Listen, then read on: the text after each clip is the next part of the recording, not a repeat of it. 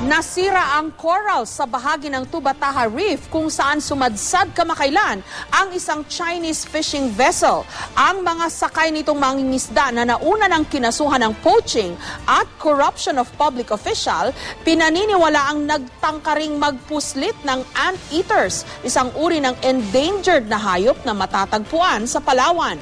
May report si Isay Reyes. Kitang-kita sa videong ito kung paano dinudurog ng Chinese fishing vessel na Minlong Yu ang coral sa ilalim ng dagat ng Tubataha Reef kung saan ito sumadsad.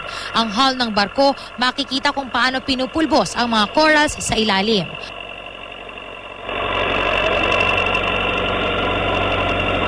Ayon sa kumpanyang tumutulong para mayalis ang barko, nagpalala pa raw sa sitwasyon ang malakas na alon. Sa bigat ng barko, talagang yung malalambot na corals, na talaga nasira yun. So yung alon na nagdadala doon sa barko, nagpa-pounding siya. Sa inisyal na assessment ng Automated Rapid Reef Assessment Team o ARAS, may lawak na 2,300 square meters o kasinlaki ng 5 basketball court ang sira sa Bahura. 4 days siya na nakapirmi dun sa original location niya. So, na-pound niya yung coral sa ilalim niya. Kaya doon medyo maputi na yung coral.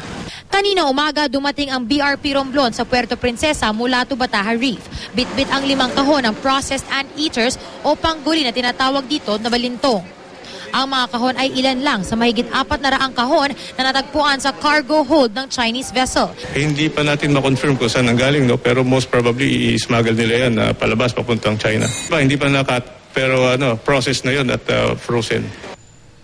Agad ding itinurn over ang mga panggulin sa Palawan Council for Sustainable Development o PCSD. Ayon sa PCSD, ang balintong o panggulin ay kabilang sa endangered species na matatagpuan sa mga gubat ng Palawan.